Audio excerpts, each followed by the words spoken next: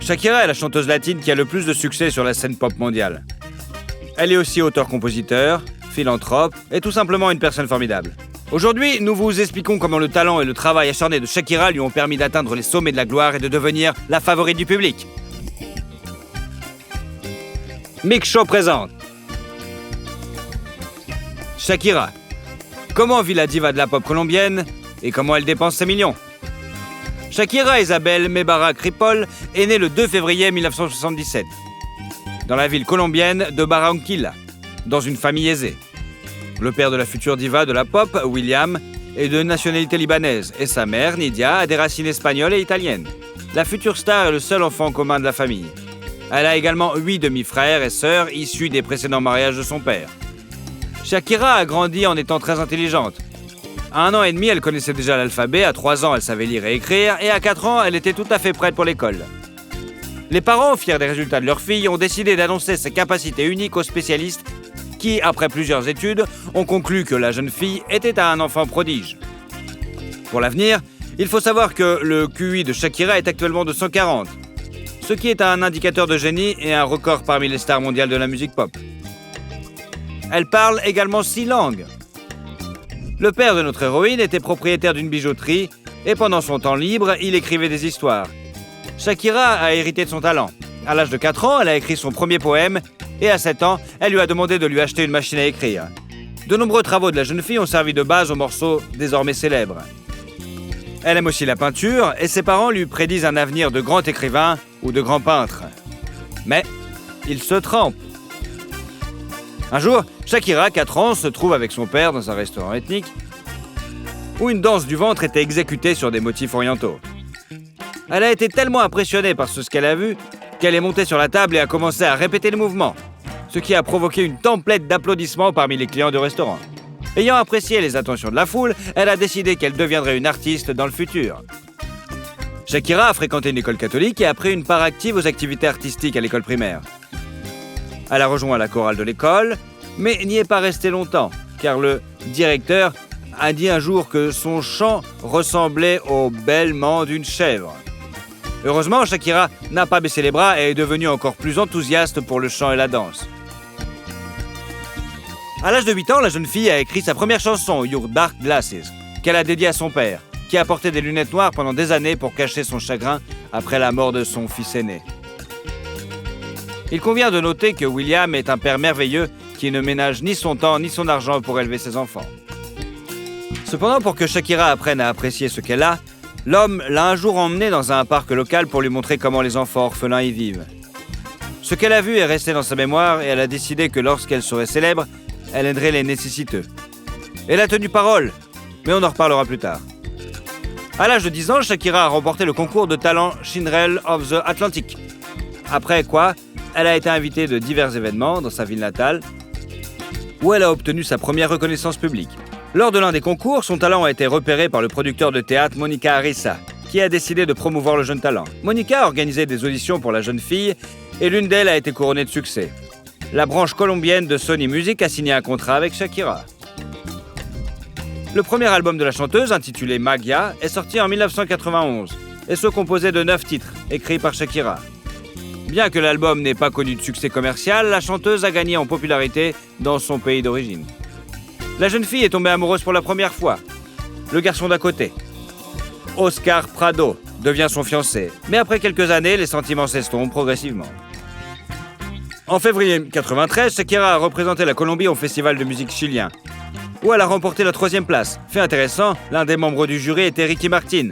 Il avait que 20 ans et il a donné son vote à notre héroïne. En mars de la même année sort le 2e album de la chanteuse, Peligro, qui s'avère être un échec commercial, tout comme le précédent. À ce moment-là, la jeune fille est déçue d'elle-même et décide de faire une pause dans sa carrière musicale pour terminer ses études. Depuis lors, les premiers albums de Shakira ont été abandonnés et ne sont pas considérés comme officiels, mais plutôt promotionnels. Après avoir terminé ses études, la jeune fille a déménagé avec sa mère à Bogota, en Colombie. En 1994, elle obtient le rôle principal dans la série télévisée Oasis, une réinterprétation colombienne de l'histoire de Roméo et Juliette. Quant à la chanson du générique.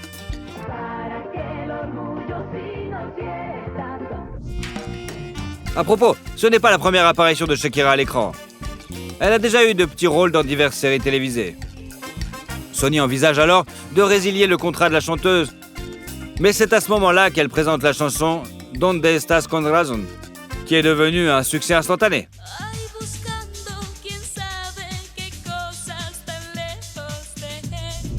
Après cela, il a été décidé de donner une autre chance à Shakira et de financer son 3e album, Pies Descalzos, qui est sorti en 1995 en Amérique latine, puis 1 an plus tard aux États-Unis.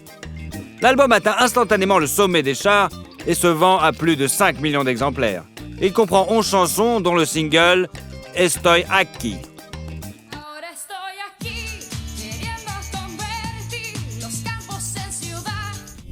En 1996, la chanteuse part en tournée internationale et devient la première Colombienne à conquérir les pays d'outre-mer. La même année, Shakira a remporté les Billboard Latin Music Awards pour l'album de l'année, la vidéo de l'année et la meilleure artiste. En 1997, il a été révélé que la chanteuse entretenait une relation avec l'acteur Osvaldo Ríos. Les amoureux cachent leur romance et n'apparaissent presque jamais ensemble en public. Bien qu'ils aient été qualifiés de plus beaux couples de toute l'Amérique latine, leur relation n'a duré que 8 mois, après quoi ils se sont séparés. Il est intéressant de noter qu'à cette époque, on lui a proposé le rôle d'Elena dans le film Mask of Zorro, qu'elle a refusé, estimant qu'elle ne parle pas assez bien l'anglais. Finalement, le rôle a été attribué à l'actrice Catherine Zeta-Jones. En 1998, elle a publié son 4e album, Donde están los ladrones, dont le titre s'est traduit par « Où sont les voleurs ?». Ce terme a été inventé après un incident à l'aéroport, lorsque des personnes non identifiées ont volé la plupart des affaires de Shakira, y compris les paroles des nouvelles chansons, l'obligeant à reprendre l'album à zéro. L'album a atteint la 131e place au Billboard et a occupé la première place du classement des albums hispaniques américains pendant 11 semaines. Parmi les 11 titres, Ciega Sordomuda est devenu le plus populaire, surtout parmi les filles qui ont commencé à imiter le style de Shakira en se tressant les cheveux de la même façon.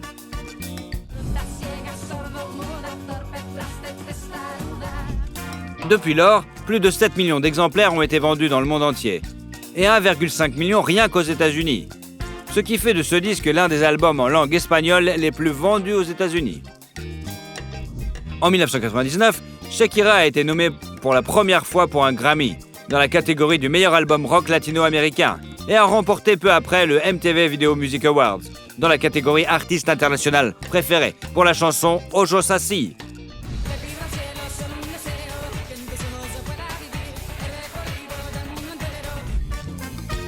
Avec cette même chanson, la diva de la pop s'est produite aux Latin Grammy Awards, où elle a été nommée dans 5 catégories, dont 2 qu'elle a remportées. À cette époque, non seulement sa carrière musicale prend de l'ampleur, mais aussi sa vie privée. En 2000, la jeune fille a commencé à fréquenter un avocat, Antonio de la Rúa, le fils du président argentin de l'époque. Il est devenu non seulement l'amant de la chanteuse, mais aussi son directeur commercial. En 2001, Shakira a sorti un album live enregistré lors de sa présentation sur MTV Unplugged, qui s'est vendu à 5 millions d'exemplaires. Le succès commercial de l'album a été également assuré par un Grammy Award du meilleur album pop latino-américain. Après avoir atteint de tels sommets, la chanteuse a décidé de conquérir l'arène internationale. Et la même année, elle a sorti son 5e album studio et premier album en langue anglaise, Laundry Service, avec 13 chansons parmi lesquelles Objection et Whenever ont été particulièrement populaires.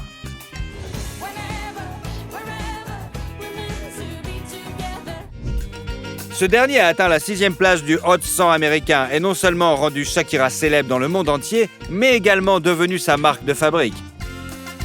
De nombreux fans de la chanteuse n'étaient pas heureux que leur chanteuse bien-aimée ait troqué ses airs folkloriques authentiques pour de la musique pop américaine. Néanmoins, l'album a remporté de nombreux prix et avec des ventes de plus de 20 millions d'exemplaires est devenu le plus grand succès de sa carrière et le reste encore jusqu'à aujourd'hui.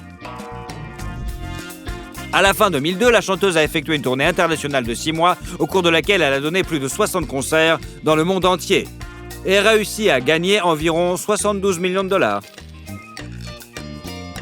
La tournée s'est terminée par la sortie de l'album live de 10 titres Live and Off the Record qui a atteint la première place du classement des meilleures vidéos musicales aux États-Unis en 2004. En 2005, Shakira a sorti son 6e album, Fiación Oral, volume 1, en espagnol, L'album est devenu 11 fois platine et a remporté 15 prix, dont un autre Grammy. Il est également devenu un succès commercial. Au Mexique, par exemple, tous les exemplaires du disque ont été vendus dès le premier jour.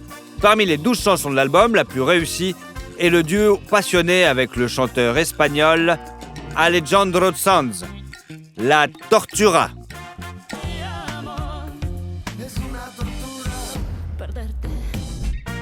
La même année, la chanteuse a sorti son 7e album, Oral Fixation, volume 2, qui était une continuation de l'album précédent, mais comprenait des chansons en anglais.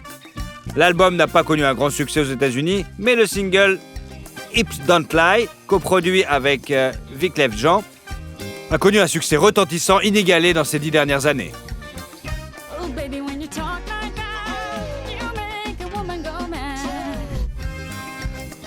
En 2006, Shakira a entamé une tournée d'1 an, la plus longue et la plus importante de sa carrière. Avec 116 spectacles dans 37 pays. En 2007, elle a réalisé un duo avec Beyoncé dans le classement Billboard Hot 100 avec Beautiful Liar, faisant passer le single de la 94e place à la 3e place, le plus haut classement qu'elle ait jamais atteint.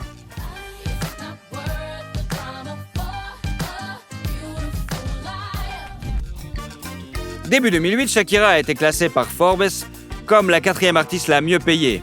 Et quelques mois plus tard, elle a signé un contrat de 10 ans et de 300 millions de dollars avec Live Nation, une très grande société de concerts. L'année suivante, Shakira joue dans la série télévisée Ugly Woman, dans laquelle elle joue son propre rôle, et sort également son 8e album studio, She Wolf, qui connaît un succès mondial, le single éponyme étant en tête en Amérique latine.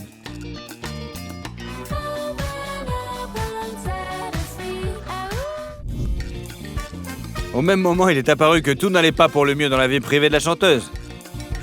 Et après 11 ans de relation, elle s'est séparée d'Antonio par consentement mutuel. Pendant cette période, le couple ne s'est jamais officiellement marié. Dans de nombreuses interviews, la jeune fille a déclaré à plusieurs reprises qu'un tampon dans le passeport n'était pas très important pour elle. Cependant, selon certains rapports, Shakira n'était pas satisfaite de l'accord prénuptial que le père de son amant lui a demandé de signer.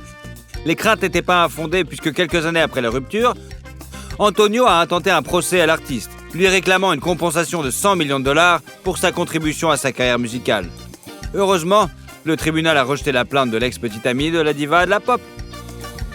En 2010, l'artiste a lancé sa propre ligne de parfum avec 3 fragrances. S by Shakira, Dance et Love Rock. La même année, la Colombienne a eu l'honneur d'enregistrer la chanson officielle de la Coupe du Monde de la FIFA, qui s'est déroulée en Afrique du Sud. Le titre Groovy Waka Waka est un succès et a atteint le top 20 des classements mondiaux.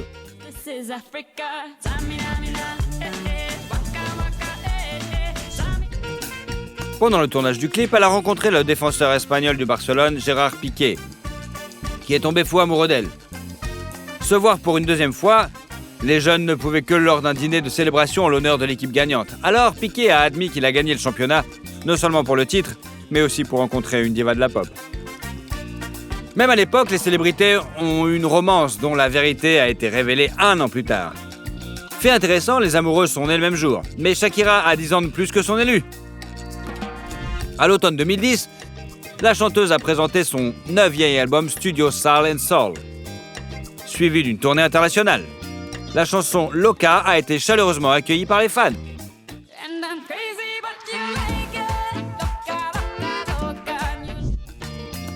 En 2012, notre héroïne a participé à l'émission américaine The Voice, remplaçant Christina Aguilera dans le fauteuil du mentor. Avec l'apparition de Shakira, l'audience de l'émission a considérablement augmenté et la diva de la pop a elle-même gagné 12 millions de dollars pour sa participation à l'émission. Pendant ce temps, sa relation avec Piqué a pris la vitesse supérieure. En 2012, Shakira s'installe avec son amoureux à Barcelone et 1 an plus tard, elle donne naissance à un fils, Milan. La vie de famille a modifié la carrière musicale de la jeune fille. En raison de la naissance d'un enfant, la sortie de son 10e album intitulé Shakira, sur lequel elle a commencé à travailler en 2011, a été reportée à 2014. Une des chansons de l'album a été retravaillée pour la Coupe du Monde. Et le titre La La La La, chanté avec Carlinhos Brown, est devenu le 2e thème musical de la Coupe du Monde.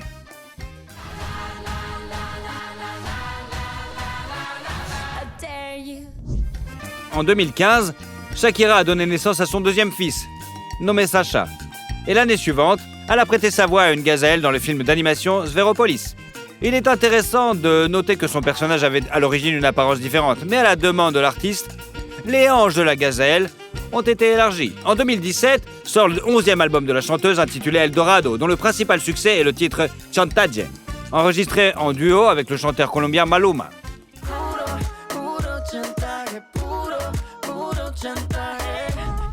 Ce disque a valu à Shakira son 3e Grammy Awards, faisant d'elle la seule artiste latino-américaine à réaliser cet exploit. En 2018, la chanteuse entame une tournée mondiale. Et en 2020, elle se produit aux côtés de Jennifer Lopez à la mi-temps de la finale de la National Football League américaine, suivie en direction par 103 millions de personnes. Aujourd'hui, la chanteuse continue à faire de la musique et travaille sur son prochain album. En 2022, elle a dévoilé le single Don't You Worry, une collaboration avec les Black Eyed Peas et David Guetta.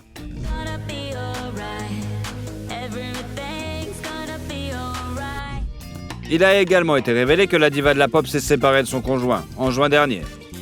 Juin 2022, et suite à une procédure judiciaire, a obtenu la garde complète de ses enfants. Selon certains rapports, la raison en serait les nombreuses infidélités du footballeur. Shakira et ses enfants vivront à Miami maintenant, où Piqué pourra rendre visite à ses fils. À ce jour, la fortune de la diva de la pop est estimée à 300 millions de dollars, gagnée grâce à la musique, aux projets télévisés et aux contrats publicitaires. En son temps, Shakira est apparue dans des publicités pour des marques telles que Pepsi, Activia, Pandora, Oral-B, Nokia, Sony Ericsson, le jeu Angry Birds et bien d'autres. Et l'année dernière, elle a vendu les droits de publication de 145 de ses chansons à une société d'investissement britannique. Selon certains rapports, l'accord vaut plus de 100 millions de dollars quand même. L'artiste possède des propriétés coûteuses dans le monde entier. En 2012, avec Piqué, la chanteuse a acheté une maison à Barcelone pour 5,8 millions de dollars, où le couple de stars a vécu avec ses enfants. La terrasse du bâtiment est plantée d'orangers et la maison comprend plusieurs chambres, un salon et une bibliothèque. Avant de rencontrer le footballeur, Shakira vivait à Miami. La villa blanche comme neige a été achetée par la chanteuse en 2001. Le bâtiment d'environ 800 mètres carrés comprend une cuisine et un salon spacieux, 6 chambres et une salle de trophées. Le terrain comprend également une terrasse avec un bar et une immense piscine. Il y a quelques années, l'artiste a mis la propriété en vente pour une petite somme de 11 millions de dollars. Shakira possède également une maison en Colombie, une villa à Chypre et à Bonske aux Bahamas. Cette dernière propriété a été achetée par la chanteuse et ses amis en 2005 pour 16 millions de dollars. Il était prévu de construire un centre de villégiature sur la propriété, mais le plan d'affaires d'une valeur d'environ 485 millions de dollars ne s'est pas encore concrétisé. La diva de la pop possède également une collection de voitures, dont une Audi A7 Sportback, une Mercedes-Benz SLK 250, une Tesla Model S, une BMW X6, une Audi Q7 et une Merco SL 550 pour 115 000 dollars. Shakira est également connue pour posséder un avion privé. Eh ouais. La chanteuse consacre une partie importante de son argent à des œuvres de charité. À la fin des années 90, elle a créé une fondation caritative à laquelle elle reverse 50% de ses redevances pour aider les orphelins et les familles à faible revenu. Elle a même joué dans une publicité pour du champagne et a donné 660 millions de dollars qu'elle a gagné pour aider à construire 2 écoles en Colombie et en Haïti.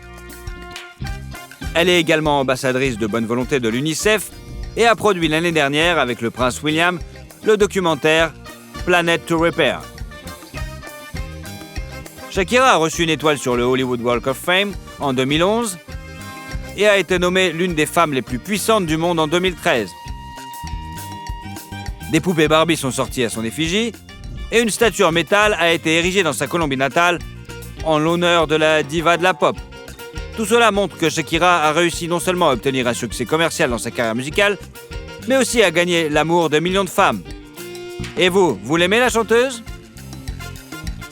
Comment vit Jet Li et combien il gagne ? Jet Li, de son vrai nom Li Lianji, est né le 26 avril 1963 dans la capitale chinoise, Pékin, qui est le 5e et le plus jeune enfant de la famille. Quand le garçon avait 2 ans, son père est mort et sa mère a dû élever les enfants toute seule. Enfant, Li avait un tempérament calme et un comportement exemplaire. La mer ne permettait pas à son plus jeune fils de nager, de faire du vélo ou de tout ce qui pouvait théoriquement causer des blessures. Et Lee l'a écouté et n'a même pas essayé de la tromper. Le futur acteur est entré à l'école dès l'âge de 8 ans et avait 1 an de plus que ses camarades de classe. Les enseignants aimaient le garçon car il était honnête et humble. Il a même été autorisé à participer à l'exercice physique quotidien. Le petit Liang-ji s'est levé devant tous les élèves et a décompté le rythme d'un air sérieux. L'été suivant, sa première année d'école, il a été envoyé avec ses camarades de classe dans un camp sportif à Pékin. Étant un élève assidu, il a suivi avec assiduité les instructions de l'entraîneur. Ce qui l'a étonné, Lee est le seul de ses pairs à qui son entraîneur a proposé de poursuivre l'entraînement même après la pause estivale. Le garçon a donc commencé à pratiquer non seulement les techniques physiques de Wushu, mais aussi les pratiques spirituelles de cet art martial. L'entraîneur avait de grands espoirs pour son élève et a même aidé sa famille pauvre à se nourrir afin que le jeune corps de Lee puisse se développer pleinement. À l'âge de 9 ans, Liang-ji se préparait à sa première compétition hors de Pékin et se réjouissait de voyager en train. Sa mère, en revanche, était terrifiée à l'idée que son enfant soit si loin de chez elle. Lee était presque obligé de rester, mais il ne pouvait plus se retirer. Lors de cette performance, le garçon a été reconnu comme le meilleur et lorsqu'il est entré chez lui, il a été dispensé de sa scolarité normale et transféré dans une école de sport. À cette époque, les coupures de courant étaient fréquentes à Pékin. Mais il n'y avait pour le dissuader rien pour s'entraîner. Au cours de l'une de ses séances, dans le noir, Lee s'est blessé à la jambe mais n'a pas osé en parler à qui que ce soit. Avec une jambe enflée, il s'est entraîné avec les autres pendant 2 jours jusqu'à ce que l'on découvre qu'il s'agissait d'une fracture.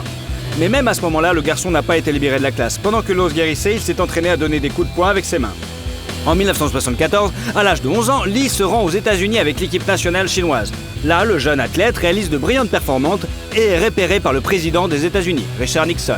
Nixon a été tellement inspiré par l'entraînement au combat de Lee qu'il lui a demandé en plaisantant de devenir son garde du corps, lorsque Jet serait grand. Mais celui-ci a répondu à un conte de fées. « Je ne veux pas protéger une seule personne, je protégerai des millions de compatriotes !» Mais malgré sa rencontre avec le président des États-Unis, Lee considère que le principal réussite de son voyage historique est le changement de ses perspectives et de son attitude envers le peuple américain. Le garçon a compris que les gens ordinaires aux États-Unis sont amicaux et ne veulent pas faire de mal au peuple chinois. Lee n'a pas oublié sa mère aux États-Unis. Il lui a acheté une montre suisse avec l'argent de poche qu'il a reçu là-bas. De retour dans son pays, le jeune sportif a continué à participer à des événements sportifs et à conquérir de nouveaux sommets. Concourant contre des athlètes qui avaient 20, 30 ans de plus que lui, le garçon de 12 ans a souvent dû faire contre tous les grands. Au cours des 4 années suivantes, Lee a parcouru la moitié du monde avec d'autres athlètes chinois pour faire des démonstrations de mouvements de Wushu. Lee a cherché à populariser le Wushu dans tous les pays, et il a réussi. Entre 1975 et 1979, il est devenu 5 fois champion de Chine de Wushu. Ses prouesses athlétiques l'ont aidé à développer son talent d'acteur. Un jour, Zhang Xingyang, un réalisateur de films, l'a repéré lors d'une compétition. Il a été inspiré par l'idée de transformer le combattant en un second Bruce Lee. C'était Bruce Lee qui était l'idole de Lee Liang-ji quand il était enfant. Son premier long métrage est Shaolin Temple, qui raconte l'histoire d'un orphelin élevé dans un monastère par des moines Shaolin. Le film est sorti en 1982 et a connu un succès retentissant. Les réalisateurs n'ont pas hésité à faire une suite en 1984. Shaolin Temple 2, Children of Shaolin. Et en 1985, le 3e et dernier volet, Shaolin Temple 3, Shaolin Martial Art, est sorti. Il était en fait surnommé Jet, après son rôle dans la trilogie Shaolin. Pendant le tournage des films sur Shaolin, l'acteur en herbe a eu conflit avec le réalisateur. Après quoi, Jet a décidé de tourner et de jouer dans ses films de manière indépendante. Mais n'ayant jamais vécu cela auparavant, Jet Li a dû faire face à une série de revers. Sa première et dernière œuvre en tant que réalisateur, Born to Defend, sortie en 1986, échoue lamentablement au box-office. De plus, l'acteur s'est blessé au dos pendant le tournage. En plus, sa tentative d'obtenir la citoyenneté américaine a échoué plusieurs fois. L'acteur a commencé à accorder plus d'attention à sa vie personnelle et a fondé une famille. En 1987, Jet a épousé l'athlète Wang Qiang, qui était membre de l'équipe de Wushu de Pékin, et a également joué avec lui dans le film Shaolin Temple. Ils se sont mariés et ont 2 filles, Si et Tammy, mais ont divorcé 3 ans plus tard. En 1989, il a sorti le film d'action Dragon Battle, et en 1991, le monde a vu un autre grand film avec Jet Li, dont il était une fois en Chine, qui a été suivi de 2 suites dans les 2 années suivantes. En ce qui concerne les premiers films avec Jet Li, il convient de mentionner des films tels que The Master, La légende de Fong Sang-kyu, La légende 2, Griffes d'acier, Serviteur du mal, Légende du dragon rouge, Agent secret, Roi de l'aventure, Black Mask, Aventure américaine, Hitman, ainsi que Les deux guerriers et Bodyguard from Beijing. Le film d'action Fist of Legend, qui est apparu à l'écran en 1994, peut être considéré comme remake de Fist of Fury avec Bruce Lee. 中國人唔可以入賭場，出去！呢度係中國地方，中國人去邊都得。什麼？ Une image de Meldon en 1995 a rappelé aux téléspectateurs son intrigue. Le réalisateur du film, après s'être brouillé avec le célèbre Jackie Chan, a décidé d'en faire une parodie, se moquant ouvertement de l'acteur et de sa famille. En 1998, après avoir conquis le public en Asie, en Europe et en Amérique, Jet Li fait ses débuts à Hollywood dans la super-production L'Arme Fatale 4. 哥，很久没见了。很快又是我们的天下。 Son rôle a d'abord été proposé à Jackie Chan, mais il a refusé car il ne voulait pas jouer un héros négatif. Quant à Jet, c'était son premier rôle de grand méchant. En 1999, Lee se marie pour la deuxième fois. Sa bien-aimée, l'actrice de Hong Kong Nina Lee-Chi, qui est plus âgée que son mari de 2 ans. Ils se sont rencontrés en 1989 lorsqu'ils ont tourné ensemble dans le film La bataille du dragon. À cette époque, l'acteur était encore marié. Lee et Nina se sont rencontrés pendant longtemps et n'ont légalisé leur relation que 10 ans plus tard. Jet Li est assuré que Nina est son âme sœur et une personne qui le comprend comme personne d'autre. Le couple a 2 filles, Jane et Jada. 2 ans après son brillant travail dans L'Arme Fatale 4, l'acteur a joué dans le film d'action mélodramatique Roméo doit mourir. These guys found you up here, you're gonna have some serious problems, so I suggest you go out the window. No, I like it this way. Alright, it's your funeral. Le film a été payant au box-office et Lee a reçu un cachet de 2,4 millions de dollars. Un autre attrait important de Jet est son amour et son attention sans fin pour sa famille. Afin d'être aux côtés de sa femme dans les derniers mois de sa grossesse, il a refusé le rôle dans le film Baiser mortel du dragon. En dehors de ce film, l'acteur a refusé de jouer dans The Matrix. Lee a dit que la raison était une bataille de droits d'auteur. Il ne voulait pas que les droits sur les enregistrements soient entièrement transférés au créateur du film, afin qu'il puisse les posséder en tant que propriété intellectuelle. En jouant dans le film Confrontation en 2001, l'acteur a pu gagner 7,5 millions de dollars, bien que le rôle principal du film ait été initialement attribué à Dwayne Johnson. I am Eula. I'm nobody's bitch. You are mine. C'était la première fois que Jet et Jason Statham jouaient l'un contre l'autre dans un film. La même année, l'acteur a joué un rôle dans Le baiser du dragon, qui lui a rapporté 5 millions de dollars. What did you do to me? I put a needle in your neck. That's it?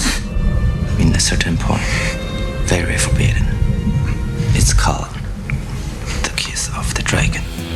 Un fait intéressant du film est que le tunnel dans lequel le personnage de Jet Li est attrapé par la police française est le même que celui dans lequel la princesse Diana est morte en 1997. Dans une scène, le personnage de Jet attaque le proxénète Lupo, joué par Max Ryan. Le dialogue entre les acteurs était censé être filmé séparément, et le combat séparément. Mais à la fin de l'échange de répliques, le réalisateur, pour une raison quelconque, n'a rien dit, il n'a pas dit couper, et Lee l'a frappé. Cette prise a été intégrée à la version finale du film, ainsi que la surprise tout à fait authentique de Ryan. Cette occasion est arrivée au point nommé, car les réalisateurs ont dû ajuster les combats au goût du public, qui souhaitait voir des scènes vraiment plus réalistes. Et la scène de combat entre le héros Jet Li et Cyril Raphaël est en général, il fallait ralentir le rythme, parce que les acteurs allaient vraiment trop vite. Pour jouer dans le film Héros, en 2002, Jet Li a accepté de réduire son cachet à 11 millions de dollars. On a proposé à Jackie Chan de jouer le rôle de l'empereur, mais il a refusé. Il s'agissait du film chinois le plus cher au moment de sa sortie. En 2003, un autre film d'action avec Jet Li est sorti, Un pied dans la tombe. En 2004, les médias ont annoncé la mort du grand acteur et athlète. Il s'est avéré qu'il était en vacances avec sa famille aux Maldives au moment du tsunami. Heureusement, l'information sur la mort n'était qu'une rumeur. Jet a survécu, se blessant seulement la jambe en sauvant sa fille. Après l'accident, l'acteur passe la plupart de son temps avec sa femme et ses enfants.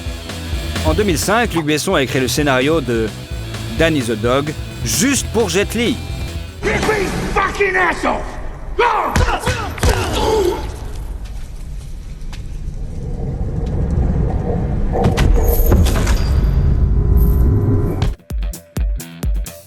Le film comporte non seulement la plus longue scène de combat de la carrière de Lee, mais aussi la plus violente.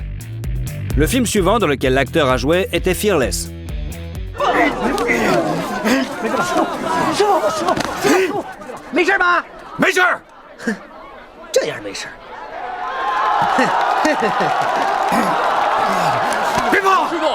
Ses créateurs voulaient appeler le film « La légende du combattant », mais il s'est avéré qu'un tel film existait déjà. Certains des mouvements prévus par le combattant que Lee a refusé d'exécuter pour des raisons éthiques. Certains éléments comme une gifle ou un coup derrière la tête ont été considérés comme trop incorrects par l'acteur par rapport aux Européens et aux Américains. En plus, ces combats au corps à corps, le film d'action présente également une scène de combat avec des armes blanches. Anthony DeLonghi et Jet Li brisent au moins 6 épées pendant le tournage. Pendant cette période, Jet a participé à des actions caritatives et est ambassadeur de la Croix-Rouge depuis 2006. Il est un fervent adepte du bouddhisme tibétain et a même rencontré le Dalai Lama en personne.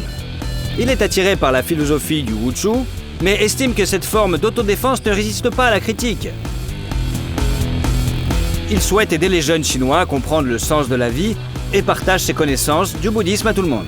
Il convient de noter que les films dans lesquels Jet Li jouait n'ont pas tous connu le succès. L'une des œuvres qui n'a pas abouti est le film War, tourné en 2007.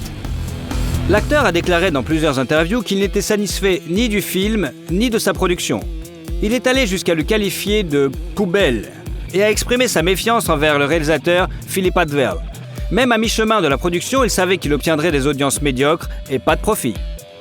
Fin 2007, Lee a retourné dans son pays d'origine et a joué dans le film « Les Seigneurs de la Guerre ». L'accent principal du film n'était pas mis sur les arts martiaux, mais sur la composante dramatique.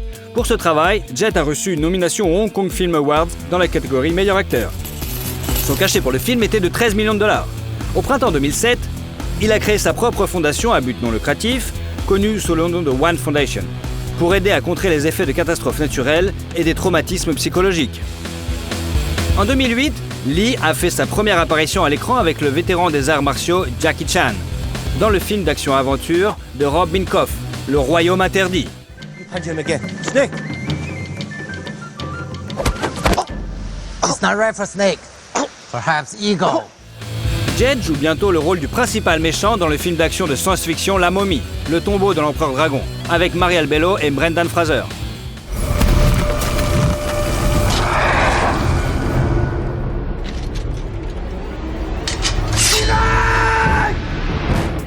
Après une longue période de travail aux États-Unis, l'acteur a pu obtenir la nationalité américaine. Mais il y a renoncé, ainsi qu'à la nationalité chinoise. En 2009, en faveur de la nationalité singapourienne. Jet a choisi ce pays en raison de la qualité du système éducatif dont ont besoin ces deux jeunes filles. C'est également cette année-là que Lee joue dans le drame de guerre The Founding of a Republic de la Chine et qu'il lance son propre programme de remise en forme appelé Wuji, qui se compose d'éléments de wushu, de yoga et de pilates. Adidas a rapidement lancé une ligne de vêtements pour le programme ornée des initiales JL. Le retour de Jet dans l'industrie cinématographique après un hiatus d'1 an s'est fait sur le plateau du film d'action Unstoppable. When I get hurt, the only is bigger. Because I'm smaller. When I travel, I need to go farther. I know, because you're smaller, right?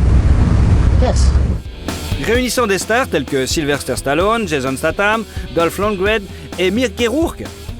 Entre 2012 et 2014, Lee a repris son rôle dans la suite de Unstable 2 et Unstable 3.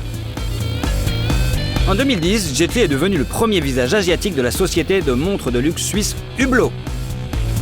En 2011, avec l'entrepreneur chinois Jack Ma, fondateur d'Alibaba Group, il a fondé l'entreprise de style de vie Taiji Zen, dont la mission principale est la santé et le bonheur pour tous, à travers du tai chi. Les années suivantes sont marquées par des films mettant en vedette Jet Li, tels que Ocean Heaven, Dragon Gate, Le Sorcier et Le Serpent Blanc, Badge of Fury, League of Gods et Guardian of Martial. Le dernier film, et espérons pas le dernier, dans lequel Jet Li a joué est Mulan, sorti en 2020, dans lequel il joue le rôle de l'empereur. Hua Mulan, the people owe you a debt of thanks. I owe you my life. Depuis 2016, l'acteur entretient activement une page Instagram personnelle, en postant des photos de lui. Une photo de l'acteur Jet Li a fait le tour des réseaux sociaux. Il a l'air tellement mal au point que ses fans s'inquiètent vraiment. L'acteur a admis qu'il souffre d'hyperthyroïde depuis 2010. mais assure à tous qu'il va très bien. Malgré une santé déclinante, l'acteur ne prévoit pas de quitter l'industrie cinématographique et continue de jouer dans différents projets.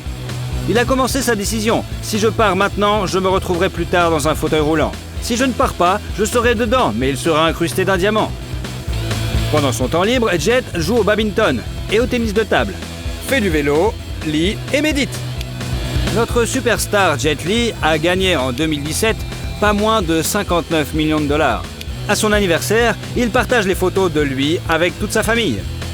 Maintenant, le capital personnel de l'acteur est de 250 millions de dollars, le plus élevé parmi les stars du cinéma chinois.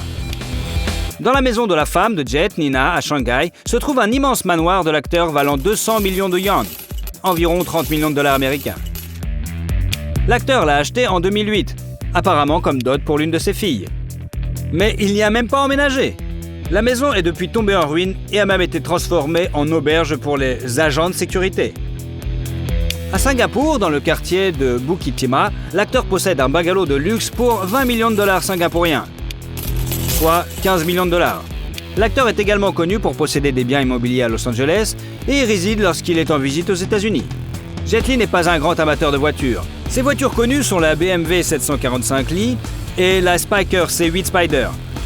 Bien que l'acteur réside à Singapour, renonçant à sa nationalité chinoise, il reste l'acteur préféré de ses compatriotes. À votre avis, qu'est-ce qui a fait le succès de Jet Li ? Si vous aimez la vidéo, vous pourrez nous suivre et ne louperez jamais aucune vidéo. Alors, allez-y!